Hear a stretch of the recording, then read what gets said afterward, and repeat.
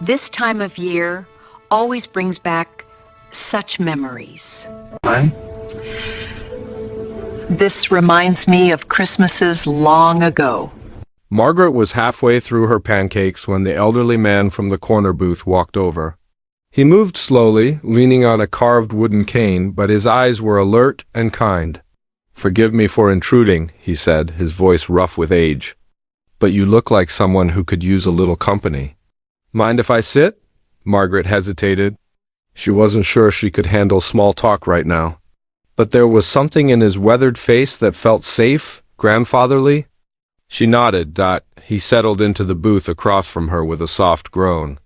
"Getting old isn't for the weak," he joked, then extended his hand. "Name's Walter. Been coming to this diner every Christmas for the past 6 years." "Margaret," she replied, shaking his hand.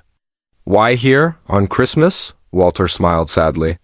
"Same reason as you, I'd imagine. Nowhere else to go." They sat in silence for a moment. The waitress refilled both their coffees without comment, as if she'd seen this scene play out before. "My wife.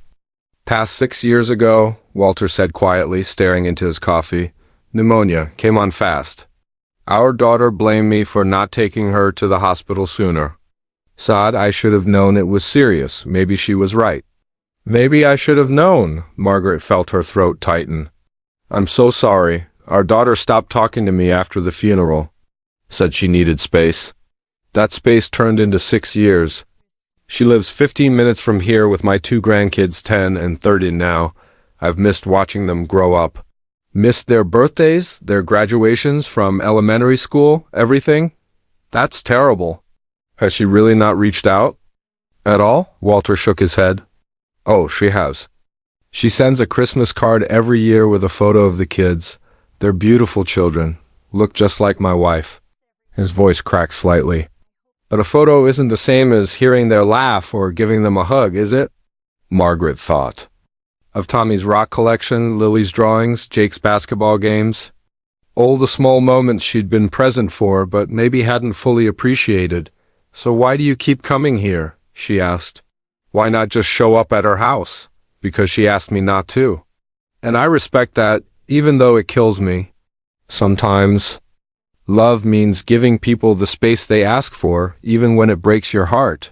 He paused, looking at Margaret carefully. "But I get the feeling your situation is different. You look like someone who just got bad news, not someone who's been dealing with it for years." Margaret found herself telling him everything. About Rebecca's call, about the uninvited Christmas, about the accusations that she was too critical of her grandchildren. Once she started talking, she couldn't stop. All the hurt and confusion poured out. Walter listened without interrupting, nodding occasionally. When she finished, he was quiet for a long moment. "Can I tell you something that took me 5 years to learn?" he said finally. "When someone you love tells you that you hurt them, your first instinct is to defend yourself, to explain that you didn't mean it that way, to say they're being too sensitive. But here's the thing, their pain is real whether you intended it or not. But I was just trying to help them," Margaret said, her voice small. "I'm a teacher. Teaching is what I do." "Were they in your classroom?" "What?" "Your grandchildren. Were they your students, or were they your family?" The question hung in the air between them. Margaret opened her mouth to answer, then closed it. "Again, there's a difference between teaching and loving," Walter continued gently. "And sometimes we get so caught up in wanting the people we love to be better that we forget to show them we love them exactly as they are." Margaret felt tears sliding down her cheeks again. "I've ruined everything, haven't I?" "No," Walter said firmly. "You've just made a mistake. And the beautiful thing about mistakes is that we can fix them if we're willing to do the hard work." He paused. "The question is, are you willing?" Margaret thought about her empty apartment, the wrapped presents, the family she'd pushed away without even realizing it. "I don't even know where to start," Walter smiled. "Well, lucky for you, it's still Christmas morning. And Christmas is a pretty good day for new beginnings." After Walter returned to his booth, Margaret sat alone with her thoughts and a fresh cup of coffee. The diner had grown slightly busier. A young couple had come in, and a police officer sat at the counter eating pie. Life continued, even on a broken Christmas morning. Margaret pulled out her phone and looked at the family photo that was her lock screen. It had been taken at Thanksgiving. Rebecca, the 3 kids, and Margaret all squeezed together on the couch. Everyone was smiling. Tommy had his arm around her. Lily was making a silly face. Jake looked teenage awkward but happy. She'd thought everything was fine. How had she been so blind? Margaret opened her notes app and started writing. She needed to process this, to really understand what had gone wrong. She began listing moments from the past year, moments she'd thought were helpful but now could see through a different lens. Jake's report card. I said, "You're smarter than this. These grades don't reflect your potential." Reading it now, she could see how that sounded, not like encouragement, like disappointment, like he wasn't good enough as he was. Lily's artwork. I suggested she take more art classes, that she needed to work on proportions and perspective. Why hadn't she just said it was beautiful? Why did she always have to add a but or a suggestion? For improvement? Tommy's reading. I corrected his pronunciation multiple times during bedtime stories. Made him reread words he got wrong. He was learning. He was trying. And she'd turned story time into a lesson instead of a joy. The list grew longer. Each memory was a small cut, and together they formed a picture Margaret didn't want to see of a grandmother who had loved with conditions, who had made her grandchildren feel like they were constantly being evaluated. No wonder they didn't want to see her. Margaret's phone buzzed with another message from Rebecca. Mom, I know this is hard, but I need you to understand the kids do love you. They just feel like they can never relax around you. Like they're always being tested. I need you to hear what I'm saying, not just defend yourself. The words stung, but they were fair. Margaret had spent the whole phone call this morning defending herself, explaining her intentions, making excuses. She hadn't once stopped to really listen to what Rebecca was telling her. She typed and deleted several responses before finally settling on. You're right, I'm sorry. I need some time to think, but you're right. Rebecca's response came quickly. Thank you for saying that. Take the time you need. Margaret set down her phone and looked around the diner. The young couple was sharing a plate of waffles, feeding each other bites and laughing. The police officer was showing the waitress photos on his phone, probably of his family, his own Christmas morning before his shift started. Everyone had their people. Everyone except the ones sitting alone in diners. She thought about what Walter had said. Sometimes love means giving people the space they ask for, but she also thought about the difference between his situation and hers. His daughter had cut him off completely for years. Margaret's family was still reaching out, still trying to communicate. Rebecca had answered the phone. She'd sent messages. She was still trying to bridge the gap. That meant it wasn't too late. Margaret picked up her phone and called her son David. He answered on the second ring. Mom, I've been worried. Rebecca said, I know what Rebecca said, Margaret interrupted gently. And she's right. David, can I ask you something honest? Of course. Do you feel the same way? When you visit with your kids, do I do the same thing to them? There was a pause. Then David said carefully, Mom, you know I love you. But, yeah. Sometimes you can be ... intense. You have really high standards. And that's great. But with kids, sometimes they just need you to be proud of them for who they are, not who they could become. Another cut, another confirmation. Why didn't anyone tell me before? Margaret asked, her voice breaking. We tried, Mom. Little comments here and there. But you get defensive, so we learned to just manage it. Like she was a problem. To be handled rather than a person to be honest with? I'm so sorry, Margaret whispered. I had no idea. I know you didn't. That's what makes this hard. You love us. We know that. You just show it in ways that sometimes don't feel like love. After the call ended, Margaret sat with that thought.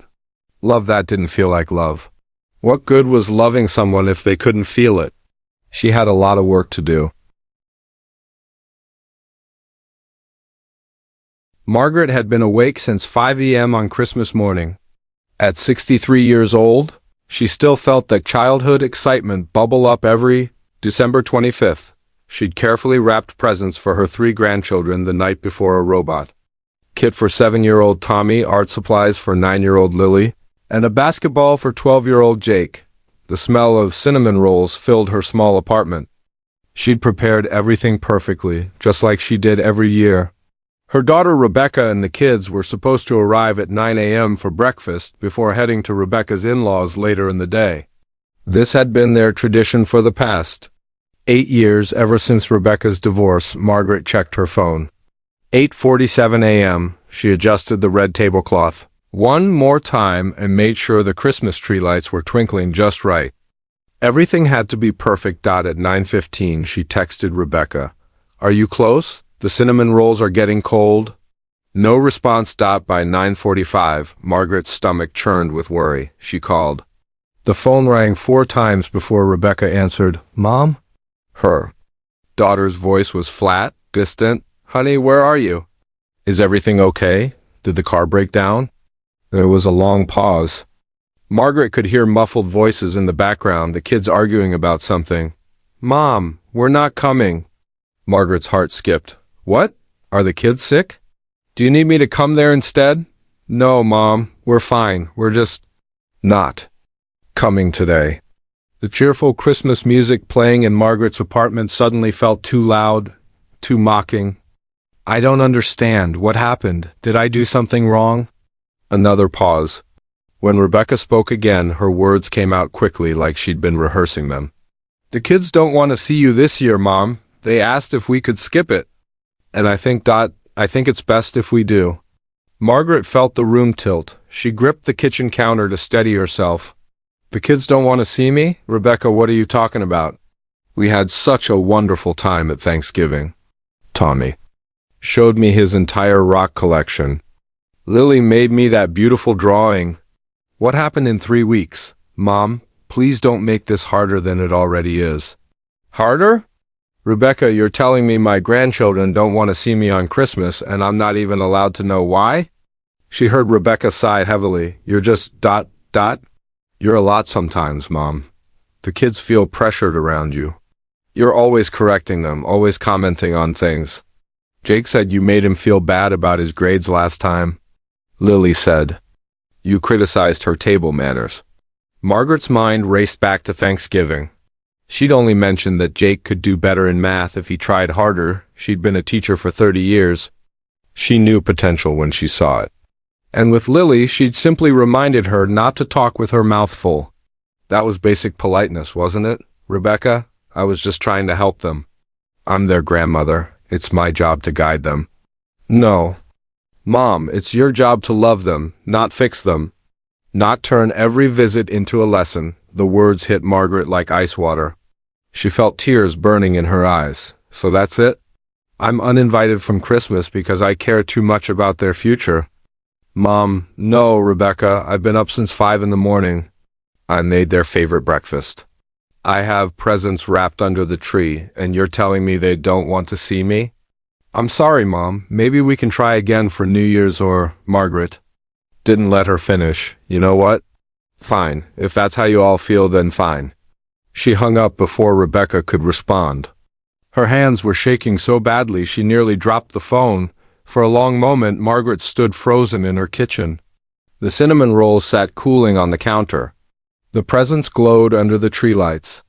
The apartment that had felt so warm and festive 5 minutes ago now felt like a museum, beautiful, but empty and cold. She walked slowly to the Christmas tree and looked at the wrapped presents. Each one chosen so carefully.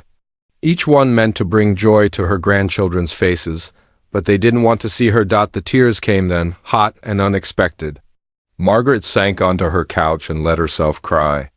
Not just for this ruined Christmas morning, but for something deeper, a relationship with her family that had apparently been crumbling without her even realizing it. Had she really been that bad? Had her love come across as criticism? After 20 minutes of tears, Margaret wiped her eyes, grabbed her coat, and did something she hadn't done in years. She walked out of her apartment and left everything behind: the breakfast, the presents, the broken Christmas morning. She needed to get away before the walls closed in completely. Margaret drove without thinking. her hands gripping the steering wheel too tightly, her vision still blurry from tears. The streets were eerily quiet on Christmas morning. Everyone else was home with their families, opening presents, laughing, being together, everyone except her. She'd grabbed her purse and keys and just left. She didn't even turn off the Christmas tree lights. Some part of her brain registered that she was still wearing her festive red sweater with embroidered snowflakes, the one she'd bought specifically for today. Now it felt ridiculous. 20 minutes later, Margaret found herself pulling into the parking lot of Rosewood Diner. It was one of those old-fashioned places that stayed open 365 days a year. Through the windows, she could see it was nearly empty except for a waitress wiping down tables and an elderly man sitting alone in a corner booth. She almost drove away. The thought of sitting in a diner on Christmas morning, alone, felt like admitting defeat. But where else was she supposed to go? Back to that apartment full of uneaten cinnamon rolls and unwanted presents? Margaret killed the engine and sat in the cold car for a moment. Her phone buzzed. Rebecca calling back. She ignored it. It buzzed again with a text. "Mom, please, can we talk about this?" Margaret turned off her phone and went inside. The warmth of the diner hit her immediately, along with the smell of coffee and bacon. The waitress, a woman in her 40s with kind eyes and tired smile, looked up from her cleaning. "Merry Christmas, hun. Sit anywhere you'd like." Margaret chose a booth by the window, far from the other customer. The waitress brought over a menu and a cup of coffee without asking. "Rough morning?" she asked gently, setting down the cup. Margaret tried to smile but felt it crumble. She nodded, not trusting her voice. "Take your time. No rush today." The waitress squeezed her shoulder briefly before walking away, and that small gesture of kindness nearly broke Margaret all over again. She wrapped her hands around the warm coffee mug and stared out the window. Christmas decorations hung from the streetlights. A family walked by, parents swinging a small child between them, all of them bundled in matching scarves. "The kids don't want to see you," Rebecca's words kept echoing in her mind. But what hurt even more was the specific criticism. "You're always correcting them, always commenting." Was that true? Margaret thought back over the past year. The visits to Rebecca's house, the family dinners, the school pickups she'd helped with. At Jake's birthday party in June, she'd suggested he thank people more graciously for their gifts. During Lily's dance recital, she'd mentioned that Lily needed to practice her posture. When Tommy brought home a test with a B-, she'd told him BS weren't good enough if he wanted to get into a decent college someday. He was 7 years old. The realization hit her like a physical blow. Tommy was 7, and she was already talking to him about college admissions. "Ready to order, hun?" The waitress had returned, pen poised. Margaret hadn't even looked at the menu. "Just pancakes, please, and maybe some bacon. You got it?" As the waitress walked away, Margaret pulled out her phone and turned it back on. 7 missed calls from Rebecca, 3 text messages, and 1 from her son David, who lived 2 states away. "Mom, Rebecca called me. What's going on? Call me." So Rebecca was spreading the story to the whole family now. Margaret felt a fresh wave of hurt and anger. But beneath that, something else was emerging: shame. Deep, uncomfortable shame, because the more she thought about it, the more she realized Rebecca might be right. She'd been treating her grandchildren like students who needed constant improvement rather than kids who needed unconditional love. She'd been so focused on making them better that she'd forgotten to just let them be. The pancakes arrived, and Margaret mechanically cut into them. They were fluffy and warm, but she could barely taste them. Across the diner, the elderly man in the corner booth caught her eye. He raised his coffee cup slightly in a silent toast, one lonely Christmas soul to another. Margaret raised her cup back, and for the first time that morning, she felt slightly less alone. Margaret paid her bill and left a generous tip for the kind waitress. As she walked to her car, she noticed Walter getting into an old sedan a few spaces away. He waved and she waved back, feeling an odd connection to this stranger who understood loneliness. The drive home felt different than the drive away. This time, Margaret wasn't running from pain, she was returning to face it. When she opened her apartment door, everything was exactly as she'd left it. The Christmas tree lights still twinkled. The cinnamon rolls sat on the counter, now completely cold. The wrapped presents remained under the tree, but instead of feeling like a shrine to disappointment, it now felt like a starting point. Margaret took off her coat, made herself a cup of tea, and sat down at her small desk. She pulled out a notebook, an old habit from her teaching days, and wrote at the top, "How to be the grandmother they need." She started with the hardest part, admitting what she'd done wrong. Point 1, I treated them like students instead of grandchildren. 2, I focused on improvement instead of acceptance. 3, I gave criticism when they needed encouragement. 4, I made them feel evaluated instead of loved. Seeing it in writing made it more real, more urgent. Then she started a new list. What I want them to know. 1, I love them exactly as they are. 2, their worth isn't tied to their achievements. 3, my home is a place where they can relax and be themselves. 4, I'm proud of them for who they are. Not just what they do, but knowing what she wanted to communicate and actually communicating it were two different things. Margaret had spent 63 years being a certain way. Changing wouldn't be easy. She thought about her own childhood. Her mother had been warm but disengaged. Her father had been a military man, strict, demanding, always pushing for excellence. She'd become a teacher partly to prove to him that she was smart enough, accomplished enough, worthy enough. And now she'd pass that same pressure down to another generation. The cycle had to stop. Margaret opened her laptop and started typing a letter. Not a text message, not an email she could dash off quickly, but a real letter that would force her to think carefully about every word. Dear Rebecca, I've been sitting in a diner for the past 3 hours, thinking about what you said this morning. You were right to tell me the truth, even though I know it wasn't easy for you. I've spent my whole life believing that love means wanting the best for people, pushing them to reach their potential, helping them become better versions of themselves. I see now that I took that too far. I turned my love into pressure, my guidance into criticism, my hopes for you and the kids into a weight you all had to carry. Jake is a wonderful 12-year-old boy who loves basketball and makes his friends laugh. He doesn't need to be on the honor roll to be worthy of my pride. Lily is a creative, sensitive 9-year-old with an artist's soul. She doesn't need perfect table manners to be worthy of my admiration. Tommy is a curious, energetic 7-year-old who sees wonder in rocks and bugs and everything around him. He doesn't need to be reading at a higher level to be worthy of my love. And you, Rebecca, you've raised 3 remarkable children while building a career and navigating life as a single mother. You don't need my suggestions for improvement. You need my support. I can't promise I'll change overnight. I've been this way for a long time, but I promise I will try. I promise I will listen more and lecture less. I promise I will focus on enjoying our time together instead of trying to make everyone better. I don't expect you to forgive me immediately or to rush the kids back to see me. I understand that trust takes time to rebuild. But when you're ready, when they're ready, I'll be here. And I'll be different. I love you all so much.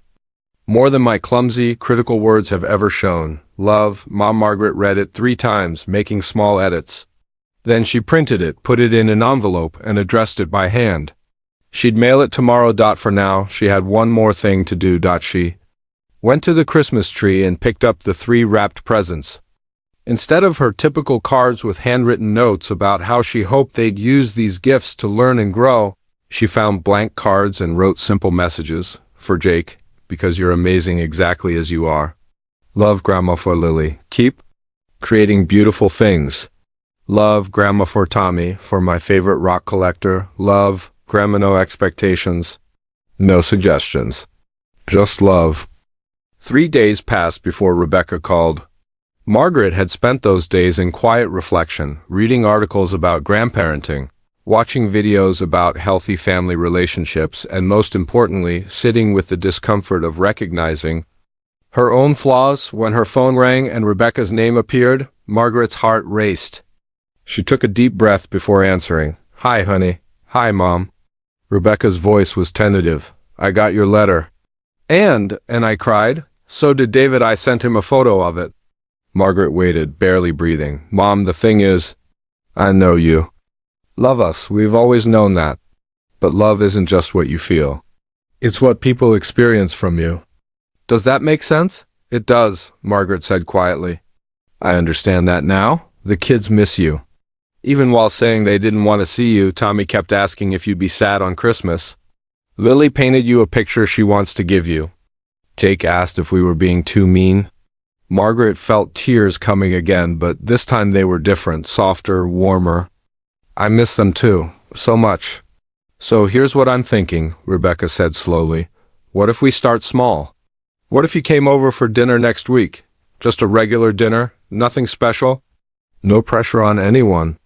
You can see the kids, we can talk, and we can try to reset things. I would love that, Margaret said. And Rebecca? I won't bring wrapped lessons disguised as gifts. I won't comment on homework or posture or anything. I'll just be their grandmother. Mom, you don't have to be perfect. We just need you to be present, really present.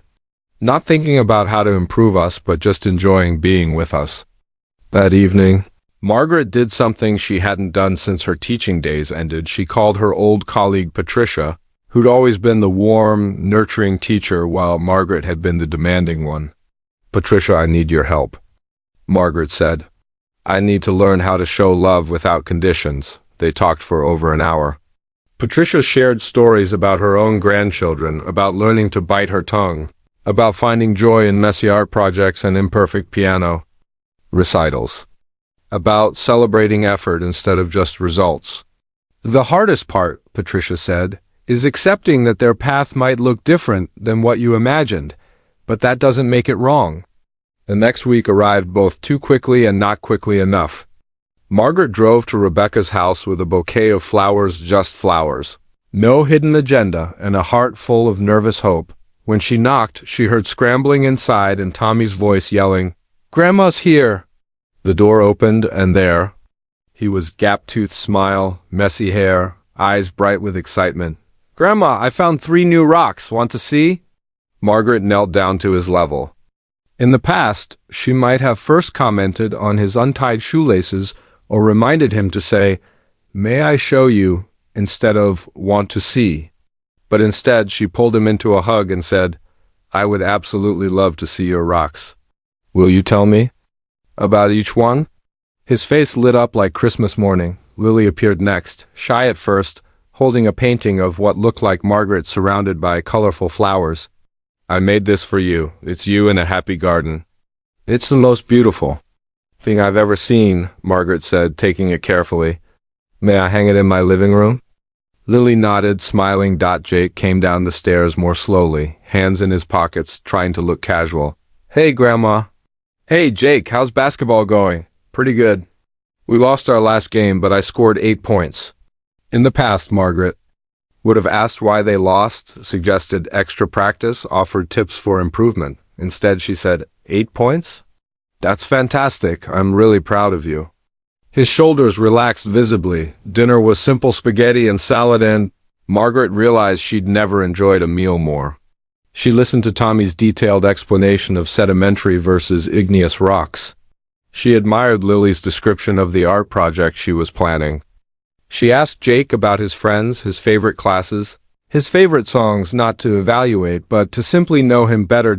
As she was leaving, Rebecca walked her to the car. "Thank you, Mom," she said quietly. "That was really good." "Thank you for giving me another chance," Margaret replied. "I know I have a long way to go, but I'm committed to this, to being better." Rebecca hugged her tightly. "You don't have to be better, Mom. You just have to be present." Driving home, Margaret passed the Rosewood Diner. On impulse, she pulled in. Walter was there in his usual corner booth. She joined him. "How'd it go?" he asked, knowing somehow that something had changed. "It was wonderful," Margaret said, and realized she was smiling, really smiling, for the first time since Christmas morning. "It was a beginning." Walter raised his coffee cup. "To new beginnings, then." "To new beginnings," Margaret echoed. Clinking her cup against his. Outside, the winter sun was setting, painting the sky in shades of pink and gold. Christmas was over, but something better had started, a chance to love without conditions, to be present without pressure, to rebuild what had been broken. It wouldn't be easy. Margaret knew she'd slip up, fall back into old patterns, have to remind herself again and again to listen instead of lecture. But she also knew it would be worth it, because at the end of the day, being in her grandchildren's lives wasn't about making them better. It was about showing them they were already enough. And maybe in learning that lesson, Margaret had finally become enough too.